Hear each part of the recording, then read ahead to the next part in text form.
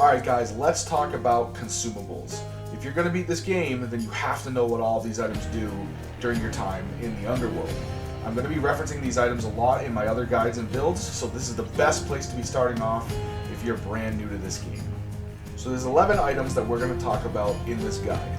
Some of them are only going to benefit you in one specific run that you find them in. The others are going to stay in your inventory and they're going to be used for different things in and out of the runs. So we're going to start with the ones that go away between runs, and then we're going to go into the ones that are permanent until you use them. The first consumable we're going to talk about is called Carnos Abo. They're coins that you can find in certain rooms as well as in certain jars around the Underworld. They're used only for specific runs that you're in order to buy things from Charon's shop or from the wells of Charon spread out throughout the Underworld. Anytime you die, you're going to lose any coins that you've saved up, and you'll have to restart each run trying to collect them again. Usually in the shops you can find different boons or different other consumables, and the wells usually have some nice bonuses to help you in the next couple of rooms. Next on our list are the Centaur Hearts. These are also rewards for different rooms, and there's a couple of other ways to obtain them, but for the most part you're going to collect them through room rewards. These give you an extra bit of maximum life, usually 25, but there are certain boons that can increase the amount of max health you get from using them. In general, these are good things to have for each run so that you're a little more tanky, and again, they do not last past the one run you find them. Next on our list are the Daedalus Hammers that you'll find once or twice in each of your runs through the Underworld.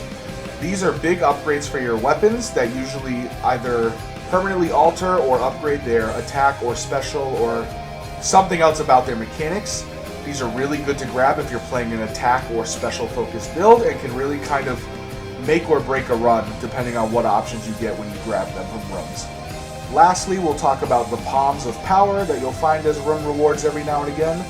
These palms will give levels to certain boons that you have, usually increasing their damage or potency in one way or another. These are found as room rewards, and sometimes you can find them in the shop as well. And again, this is the last item on our list that does not carry from run to run. So the first of our non-expiring items is Darkness. This kind of serves as the experience in Hades. You'll collect this when you're out on your runs, and then in your bed chambers you can spend them at the mirror in order to give yourself permanent upgrades that last for your subsequent runs. When you're in the early part of the game and just kind of getting familiar with the game itself and the runs, I would definitely prioritize getting Darkness so you can get some of the more potent mirror upgrades quicker. So next on our list are Gems, which can be used at the House Contractor to upgrade the Underworld or unlock different pieces of the game that you don't already have yet. These are pretty important in the beginning of the game to get some very useful upgrades, but after a while they're not as useful to get. When we do our House of Hades guide, I'll show you where the House Contractor is and some of the upgrades that are available should you be having a lot of gems to use. Nectar is another permanent consumable within Hades that you'll want to use and gift to the different people who you're going to meet and interact with throughout the game. You should strive to give each person at least one nectar, because that allows you to collect their keepsake, which gives you a lot of helpful bonuses for your future runs. There are a couple of characters in particular, like Meg and Sisyphus and Dusa, that if you continue to give them nectar over and over again, their relationship will build, and eventually you'll be able to unlock a companion, which is a special attack you can use during your Underworld runs that really does a lot of damage. So in general, make sure to use one nectar on each person, and then only use subsequent nectars on people who can give you companions if you do so.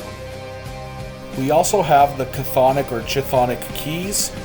These are used pretty early game and are pretty important to focus on getting early game in order to unlock all of the weapons and also in order to unlock all of the Mirror of Night upgrades. After that, they can be turned into the vendor in the lounge to get other types of consumables. So they're pretty important to focus early on, but not as much as the game progresses. Lastly, we're going to talk about the consumables that drop whenever you kill a boss. There are 3 of them, one for each boss leading up to the final boss fight, and you can only collect one of these per weapon until you beat the entire run at least once. Then you'll be able to collect more, but until you've beaten Hades at least once, you're only going to be able to collect 5 or 6 of these in total. Starting from the left, we have Titan's Blood, which is used to upgrade your weapons once you've collected all of the weapons by upgrading their aspects. The middle one is diamonds. These are used for even heavier duty contractor upgrades.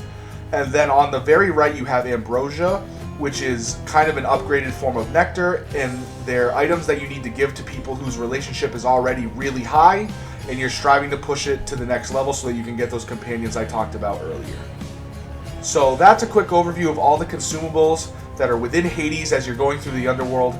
Make sure to kind of get those things memorized so that as you're watching future guides or playing the game, you know what to be on the lookout for as you're going through runs. If you enjoyed this video, make sure to like and subscribe, and if you want to see me play live, I am on Twitch. Description has all the information, and I will see you guys next time.